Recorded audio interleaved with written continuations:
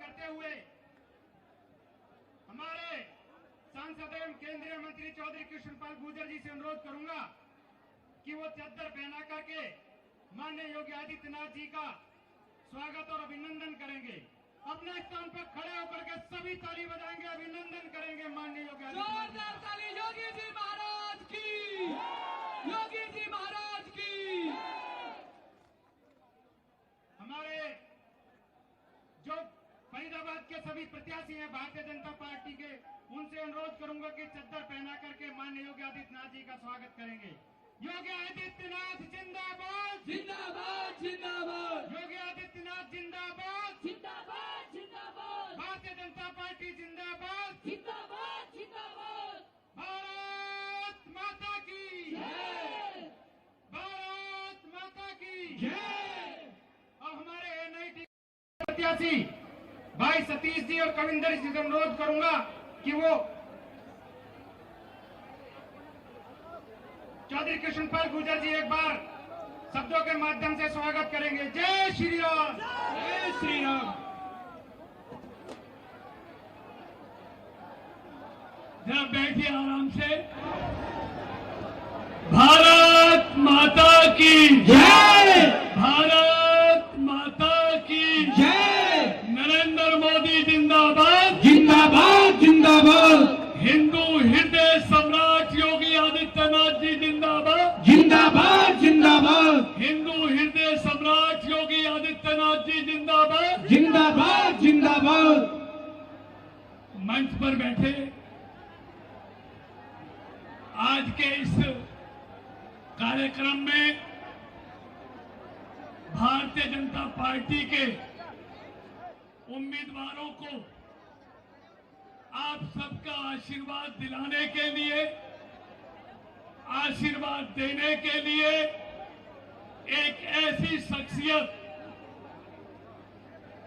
अपराधी और गुंडा जिनके नाम से थरथराता है और विकास जिनके नाम से आगे आगे दौड़ता है, ऐसे परम आदरणीय योगी आदित्यनाथ जी मंच पर बैठे हुए हमारी पार्टी के एनआईटी से प्रत्याशी भाई सतीश फागना जी, बल्लभगढ़ से प्रत्याशी हरियाणा सरकार के वरिष्ठ मंत्री भाई मूलचंद शर्मा जी, पृथला से भारतीय जनता पार्टी के प्रत्याशी पूर्व विधायक टेकचंद शर्मा जी, बड़कल से भारतीय जनता पार्टी के प्रत्याशी भाई धनेश अदलखा जी, जिला के अध्यक्ष भाई राजकुमार बोहरा जी, हमारे ही राजस्थान से पूर्व विधायक वरिष्ठ नेता भाई अतर सिंह भड़ाना जी,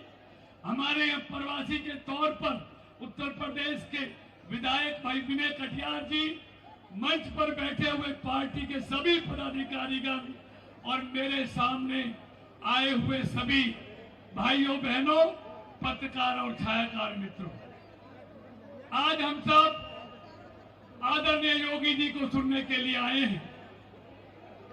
मैं अपने फरीदाबाद लोकसभा क्षेत्र के इस धरती पर आगमन कर उनका अपनी तरफ से और फरीदाबाद लोगों के मतदाताओं की तरफ से और पार्टी के कार्यकर्ताओं की तरफ से उनका हार्दिक अभिनंदन और स्वागत करता हूं।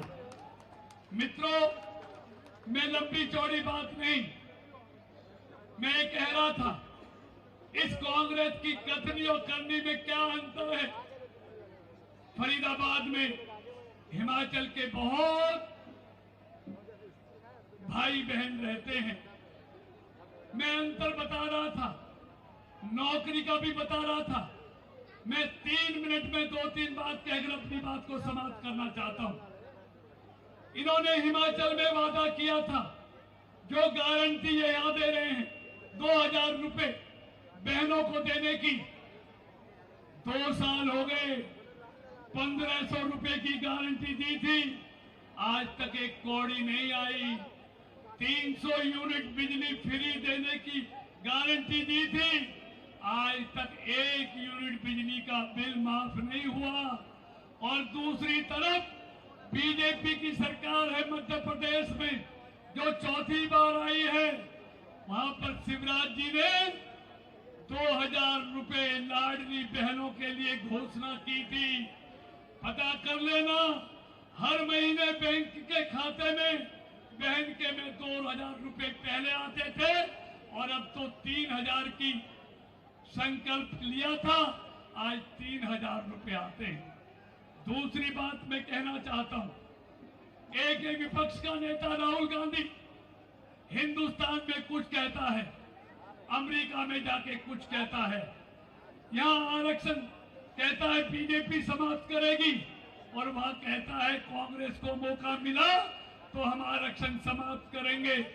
दूसरी बात यूं, देश की बदनामी करता है, वहां जाके कहता है कि हिंदुस्तान में सिख भाइयों को कड़ा पहनने के लिए, पगड़ी पहनने के लिए, गुरुद्वारा जाने के लिए इजाजत लेनी पड़ती है, बल्कि दूसरे धर्मों के बारे में भी यही कहता है।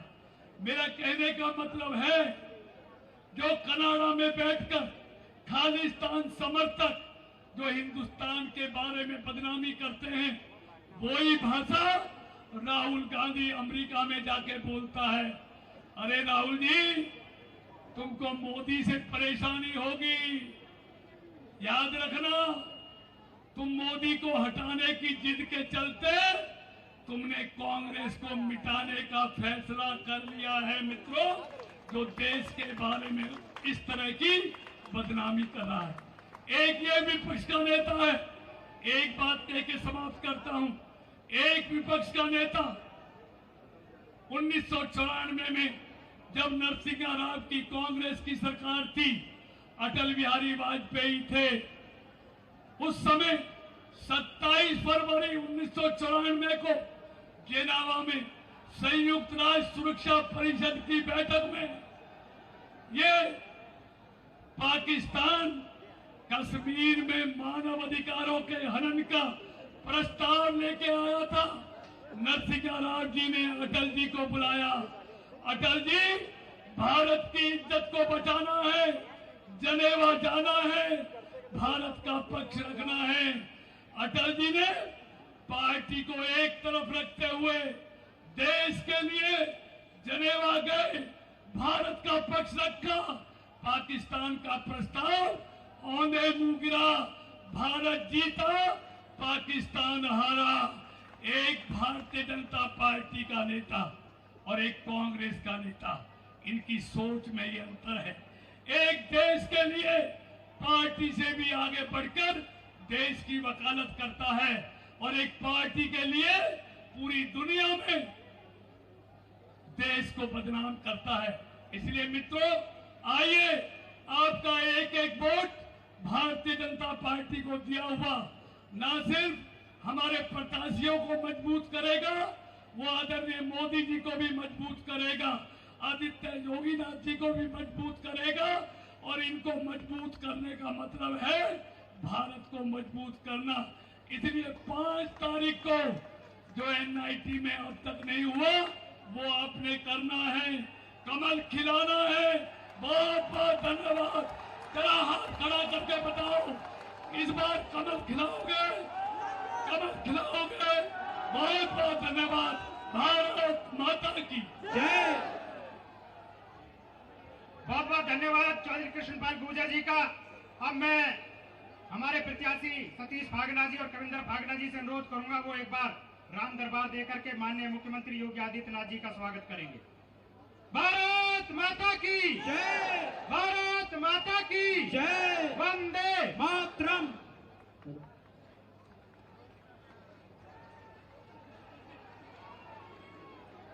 अब मैं सतीश जी से अनुरोध करूंगा कि वो आए और अपने शब्दों से माननीय मुख्यमंत्री जी का स्वागत करें। भारत माता की जय। भारत माता की जय। वंदे मातरम। वंदे मातरम। भारतीय जनता पार्टी जिंदाबाद। भारतीय जनता पार्टी जिंदाबाद। हिंदू हृदय सम्राट आदरणीय आदित्यनाथ योगी जी जिंदाबाद। जिंदाबाद। आज आपके बीच में आपके प्रिय हिंदुस्तान के सबसे प्रख्यात मुख्यमंत्री, जो हिंदुस्तान के लोगों के दिलों के अंदर बसते हैं, आज आपके बीच में आपके बेटे को आशीर्वाद देने आए हैं। मैं उनका बहुत बहुत हृदय की गहराइयों से धन्यवाद करता हूं। और एक छोटे से किसान के बेटे को मेरे सभी शीर्ष नेतृत्व ने जो टिकट दिया है, मैं उनको विश्वास दिलाता हूं इस बार NIT 86 के अंदर कमल खिलेगा। आपके आशीर्वाद से यहां से विधायक बनकर विधानसभा में पहुंचेंगे। और आपको मैं वादा करता हूं, आपकी जो उम्मीदें हैं, आपने जो हमारे विधायक पर, हमारे ऊपर जो उम्मीदें लगा रखी है, आपकी सारी जो जितनी भी काम है सारे पूरे किए जाएंगे। क्योंकि अब ज्यादा समय नहीं है। मैं तो सिर्फ आप लोगों का धन्यवाद करता हूं। आप इतनी हजारों की संख्या में हमारे मुख्यमंत्री श्री आदित्यनाथ योगी जी को सुनने आए हैं। अब आगे उनके विचार सुनेंगे। मैं भी धन्यवाद करता हूं। जय हिंद, जय भारत। बहुत बहुत धन्यवाद सतीश जी। अब मैं अनुरोध करता हूं हमारे जिले के अध्यक्ष राजकुमार वोरा जी से केवल एक मिनट में अपना संबोधन देंगे। आप सबको राम राम। आज हमारी फरीदाबाद की इस पावन धरती के ऊपर बाबा गोरखनाथ जी की नगरी से आए हुए प्रभु राम का भव्य मंदिर निर्माण कराने में जो सहयोग करने वाले हमारे प्रमुख उत्तर प्रदेश के मुख्यमंत्री योगी महंत अवैधनाथ जी का हम फरीदाबाद की धरती पर पहुंचे पर बहुत बहुत स्वागत करते हैं। योगी आदित्यनाथ जी का बहुत बहुत स्वागत करते हैं, अभिनंदन करते हैं, वंदन करते हैं। हमारी इस विधानसभा के प्रत्याशी सतीश जी, हमारे पृथला के प्रत्याशी भाई टेकचंद शर्मा जी, हमारे बटकल के प्रत्याशी दिनेश अदलक्का जी, हमारे बल्लभगढ़ के प्रत्याशी पंडित मूलचंद शर्मा जी को 5 तारीख को कमल का बटन दबाकर हम सब लोगों ने विधायक बनाकर चंडीगढ़ सरकार बनाने के लिए भेजना है। हम सब लोग ये करेंगे। भारत माता की बहुत बहुत धन्यवाद। जय हिंद, जय भारत। बहुत बहुत धन्यवाद। अब हिंद के प्रहरी और उत्तर प्रदेश में सुशासन लाने वाले आप सबके दिलों की धड़कन माननीय योगी आदित्यनाथ महाराज जी से मैं अनुरोध करता हूं कि वो अपना संबोधन दे। आप सब अपने स्थान पर खड़े होकर के जोरदार नारा लगाए। योगी आदित्यनाथ जिंदाबाद, जिंदाबाद, जिंदाबाद। योगी आदित्यनाथ जिंदाबाद, जिंदाबाद, जिंदाबाद। योगी जी को जय श्री राम, जय श्री राम, जय श्री राम। योगी जी को जय श्री राम, जय श्री राम, जय श्री राम। भारत माता की जय, भारत माता की जय, भारत माता की जय। वंदे मातरम, वंदे मातरम, वंदे मातरम।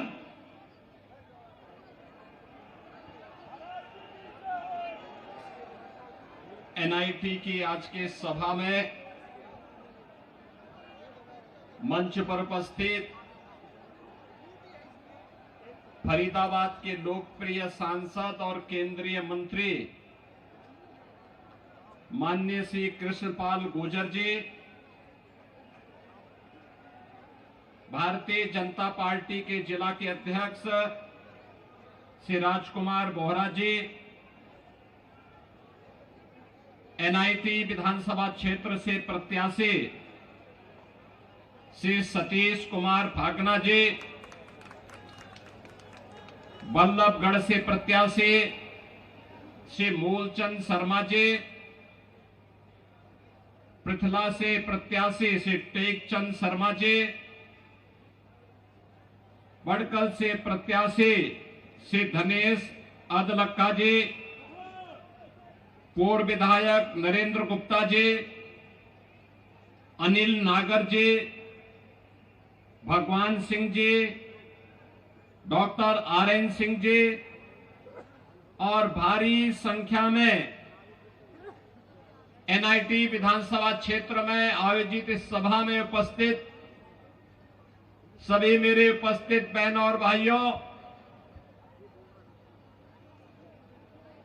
पराशर और ऋषि और भगवान वेदव्यास की परंपरा से जुड़े हुए इस पावन धरा को कोटि कोटि नमन करते हुए मैं आप सबका हृदय से अभिनंदन करता हूं। बहनों और भाइयों, मैं उत्तर प्रदेश की धरती से यहां पर आया हूं, प्रभु श्री रामलला की पावन धरा से, और पूरा देश ही नहीं बल्कि पूरी दुनिया इस बात को जानती है कि अयोध्या में 5 सदी के बाद यानी 500 वर्षों के बाद रामलला फिर से अपनी पावन जन्मभूमि पर देव विग्रह के रूप में विराजमान हुए हैं। 22 जनवरी 2024 को प्रधानमंत्री मोदी जी ने अपने कर कमलों से 5 सदी का इंतजार समाप्त किया और अयोध्या में रामलला फिर से विराजमान हुए। ऐसा नहीं कि प्रयास पहले न किया गया हो। अयोध्या में रामलला का भव्य मंदिर बने, रामलला फिर से विराजमान हो, इसके लिए 76 बड़ी लड़ाई हिंदुओं ने लड़ी, लाखों हिंदू बलिदान हुआ। इन बलिदानियों में क्या संत रहे हो, क्या निहंग रहे हो, क्या बैरागी रहे हो, क्या सन्यासी रहे हो, क्या सदग्रस्त रहे हो, चाहे राजे रजवाड़े रहे हो, महिलाएं रहे हो, युवा रहे हो, हर तबके के लोगों ने अपने आप को प्रभु रामलला के चरणों में बलिदान करके उनकी जन्मभूमि की मुक्ति के इस अभियान में बढ़ चढ़ करके भाग लिया था। बहनों और भाइयों, होना यह चाहिए था कि देश जब गुलाम था, विदेशी आक्रांताओं ने जब हमारी आजादी को कैद करके रख दिया था, तब तो माना जा सकता था कि मुगलों का शासन था, अंग्रेजों का शासन था, हिंदुओं के साथ न्याय नहीं हो सकता। लेकिन 1947 में देश की आजादी के बाद अयोध्या में राम मंदिर का निर्माण तत्काल होना चाहिए था, विवाद भी नहीं था। कांग्रेस की सरकार चाहती तो निर्णय लेती, अयोध्या में रामलला का भव्य मंदिर का निर्माण करती, लेकिन विवाद नहीं था। लेकिन कांग्रेस ने विवाद खड़ा करवा करके बैरियर खड़ा करवाए गए, नहीं होने दिया, राम मंदिर के विवाद का समाधान नहीं होने दिया गया। और याद करिए, कांग्रेस जिस समस्या का समाधान 65 वर्षों में नहीं कर पाई, 2014 में मोदी जी प्रधानमंत्री बने, 2017 में उत्तर प्रदेश में मोदी जी के आशीर्वाद और उनके आह्वान पर भारतीय जनता पार्टी की सरकार बनी 17 में, और 19 में अयोध्या में राम मंदिर का विवाद सदैव के लिए समाप्त हो गया। मैं इसीलिए कहता हूं, कांग्रेस ये समस्या का नाम है। देश की जितनी भी समस्या हैं, ये सब कांग्रेस ने दी है।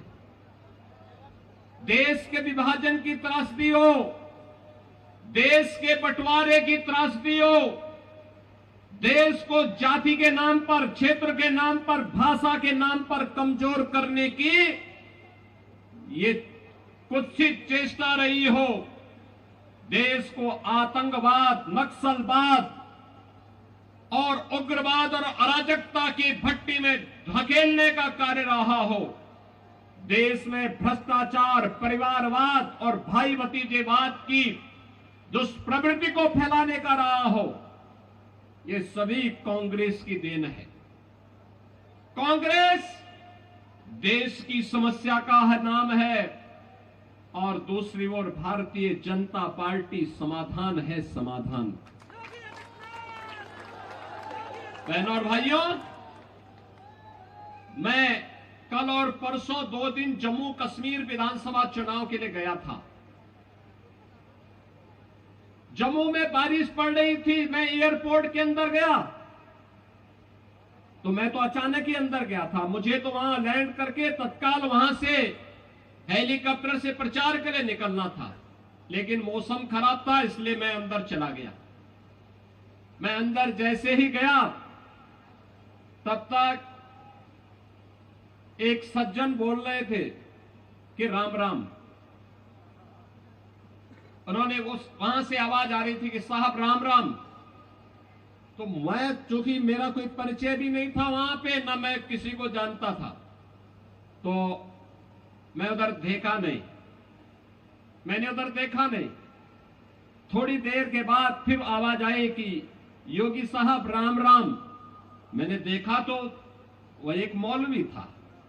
मैंने कभी मौलवी के मुंह से राम राम, तो मुझे लग गया, बहनों और भाइयों, मुझे लग गया ये 370 धारा 370 समाप्त होने का प्रभाव है। जो लोग भारत को कोसते थे, भारत की संप्रभुता को चुनौती देते थे, आज उनके मुंह से राम राम शब्द निकल रहा है। और याद रखना, भारत मजबूत होगा, भाजपा मजबूत होगी, एक दिन हरे रामा हरे कृष्णा गाते हुए भारत की सड़कों पर दिखाई देंगे।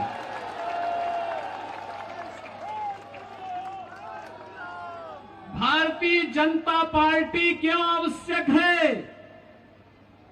इसलिए ही आवश्यक है, उत्तर प्रदेश तो आपकी बॉर्डर है, लगा हुआ है। आपने उत्तर प्रदेश में किसी दंगे का नाम सुना है क्या 7.5 वर्ष में? और आज से 7.5 वर्ष पहले हर दूसरे तीसरे दिन वहां एक दंगा होता था, हर दूसरे तीसरे दिन दंगा होता था। मुजफ्फरनगर का दंगा हो, बरेली के दंगे हो, चाहे अलीगढ़ के दंगे, चाहे वहां मथुरा का जवाहर बाग की कांड की घटना हो, ये लगातार हर दूसरे तीसरे दिन घटना घटित होती थी। पिछले 7.5 वर्ष में कोई दंगा सुना क्या? कोई दंगा नहीं है। दंगा आज उत्तर प्रदेश के अंदर दफन हो गया है, समाप्त।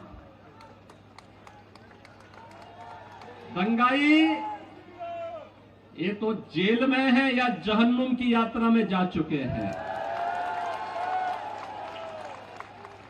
बहनों और भाइयों, भारतीय जनता पार्टी का मतलब सुरक्षा की गारंटी। भारतीय जनता पार्टी का मतलब मोदी जी के नेतृत्व में रोजगार और सुशासन की गारंटी। भारतीय जनता पार्टी का मतलब मोदी जी के नेतृत्व में विकास की गारंटी। भारतीय जनता पार्टी का मतलब बिना भेदभाव के हर गरीब को, हर किसान को, हर नौजवान को, हर माता बहन को शासन की योजनाओं से लाभान्वित करना। भारतीय जनता पार्टी का मतलब एक भारत श्रेष्ठ भारत का निर्माण करके भारत की आस्था को सम्मानित करना। बहनों और भाइयों, मैं पूछना चाहता हूं, क्या अयोध्या में राम मंदिर का निर्माण ये कांग्रेस कर पाती? क्या ये लोग कर पाते? और मैं कहता हूं, जो उत्तर प्रदेश का नौजवान होगा, उत्तर प्रदेश का व्यक्ति जो यहां सर्विस कर रहा होगा, काम कर रहा होगा, आज जब वो उत्तर प्रदेश का नाम बोलता होगा तो लोग सम्मान के साथ उसे देखते हैं, सम्मान के साथ देखते हैं। बहनों और भाइयों, कांग्रेस देश में आतंकवाद की समस्या देती है। क्या कांग्रेस के रहते कश्मीर में धारा 370 हट सकती थी क्या? देश के अंदर आतंकवाद की जड़ें धारा 370 थी, मोदी जी ने समाप्त कर दी, यानी आतंकवाद समाप्त। आतंकवाद का समाप्त होने का मतलब वर्तमान सुरक्षित, भविष्य बेहतर बनाने की दिशा में उठाया गया कदम। और इसीलिए मैं आपसे कहने के लिए आया हूं, भारतीय जनता पार्टी वर्तमान को तो सुरक्षित कर ही रही है, भविष्य को बेहतर बनाने की दिशा में कार्य कर रही है। याद करिए 10 वर्ष पहले का हरियाणा, कांग्रेस के भ्रष्टाचार से आकंठ डूबा हुआ था, लूट खसोट थी, ऐसा कोई माफिया नहीं था, खनन माफिया हो, वन माफिया हो, भू माफिया हो, संगठित अपराध में लिप्त माफिया हो या गौ माफिया हो, ये सभी के सभी कांग्रेस के शागिर्द थे। ये सभी हरियाणा का शोषण कर रहे थे, हरियाणा के विकास में रोड़े अटका रहे थे। 10 वर्ष के अंदर हरियाणा ने विकास की एक नई यात्रा प्रारंभ की। आज आधुनिक इंफ्रास्ट्रक्चर 4 लेन और 6 लेन की सड़कों के माध्यम से, मेट्रो के माध्यम से, हर घर नल की योजना के माध्यम से, IIT, IIM और NIT, एम्स जैसे संस्थानों के माध्यम से, स्पोर्ट्स यूनिवर्सिटी के माध्यम से, निवेश के बेहतरीन डेस्टिनेशन के रूप में आज हरियाणा को नई पहचान दिलाई जा रही है। बहनों और भाइयों, कहां कांग्रेस की सरकार थी, कहती थी कि देश के संसाधनों पर केवल मुसलमानों का अधिकार है। भाजपा तो ने नहीं कहा, मोदी जी ने तो कहा सबका साथ और सबका विकास। मोदी जी ने कहा सबका साथ सबका विकास, 80 करोड़ लोगों को फ्री में राशन, 60 करोड़ गरीबों को 5 लाख रुपए की आयुष्मान भारत की स्वास्थ्य सुविधा का कवर, 12 करोड़ गरीबों को 12 करोड़ गरीबों के घर में शौचालय का निर्माण, 12 करोड़ किसानों को किसान सम्मान निधि का लाभ, 4 करोड़ गरीबों के घर में आवास, 10 करोड़ गरीबों के घर में उज्ज्वला योजना का कनेक्शन। ये तो मोदी जी के नेतृत्व में दिया गया है। करोड़ों युवाओं के लिए रोजगार और नौकरी लेकर के भारतीय जनता पार्टी की सरकार आई। आज जहां जहां भाजपा की सरकार है, वहां सुरक्षा भी है तो सुशासन भी है, विकास भी है, बेहतर भविष्य की कार्य योजना भी बन रही है। और इसीलिए हम कहने के लिए आए हैं, सुरक्षा के लिए, राष्ट्रीय एकता और अखंडता को सुरक्षित रखने के लिए, देश की एकता और अखंडता को सुदृढ़ बनाए रखने के लिए, एक विकसित भारत के लिए भारतीय जनता पार्टी आवश्यक है। मोदी जी के नेतृत्व में भारतीय जनता पार्टी आवश्यक है। और बहनों और भाइयों, भारतीय जनता पार्टी के डबल इंजन की सरकार ने हरियाणा में विकास किया है, मोदी जी के मार्गदर्शन में विकास किया है। और आज नायब सिंह सैनी जी के नेतृत्व में हरियाणा लगातार विकास के उन नए प्रतिमानों को छूता हुआ आगे बढ़ रहा है। और इसीलिए मैं आपसे अपील करने के लिए आया हूं कि बहनों और भाइयों, विकास की डबल इंजन सरकार की डबल स्पीड जो बनी हुई है, इसको बाधित मत होने देना। इसका बाधित होने का मतलब विकास को बाधित कर देना। कांग्रेस नहीं चाहेगी, इन लोग नहीं चाहेगी, आम आदमी पार्टी नहीं चाहेगी कि विकास हो, क्योंकि अगर विकास होगा तो इनके दुकानें बंद हो जाएंगी, बंटवारे की, बांटने की इनकी राजनीति समाप्त हो जाएगी। और इसीलिए भारतीय जनता पार्टी इस चुनाव में आपके पास आई है आपसे कहने के लिए, भारतीय जनता पार्टी ने श्री सतीश फांगना को एनआईटी विधानसभा क्षेत्र से अपना प्रत्याशी बना करके उतारा है। बहनों और भाइयों, भारतीय जनता पार्टी के श्री धनेश बदलखा ये बड़कल से अपने प्रत्याशी बनकर के आपके बीच में, मूलचंद शर्मा बल्लभगढ़ से और श्री टेकचंद शर्मा जी पृथला से भारतीय जनता पार्टी के प्रत्याशी आपके बीच में हैं। मेरी आप सबसे अपील है, सुरक्षा और सम्मान के लिए, विकास और विरासत की यात्रा को बेहतर बनाने के लिए, भारत की आस्था को एक भारत श्रेष्ठ भारत के रूप में अग्रसर करने के लिए और विकसित भारत की संकल्पना को आगे बढ़ाने के लिए जातिवाद, परिवारवाद, भ्रष्टाचार की राजनीति से ऊपर उठ करके हम भारतीय जनता पार्टी के इन प्रत्याशियों को विजयी बनाएं। आप सबका आशीर्वाद मिलेगा, इन्हें प्राप्त होगा। 5 अक्टूबर को जब हरियाणा में चुनाव होगा तो उस समय हरियाणवी अंदाज में भारतीय जनता पार्टी के प्रत्याशी विजयी बनकर के जाएंगे, बनाएंगे। धाकड़ हरियाणा बनाने के लिए धाकड़ प्रत्याशियों को विजयी बनाओ, बनाएंगे। आपका आशीर्वाद मिलेगा तो मेरे साथ बोलेंगे, भारत माता की जय, भारत माता की जय, भारत माता की जय, जय श्री राम, जय श्री राम, जय जय श्री राम, जय जय श्री राम, जय जय श्री राम, जय जय श्री राम।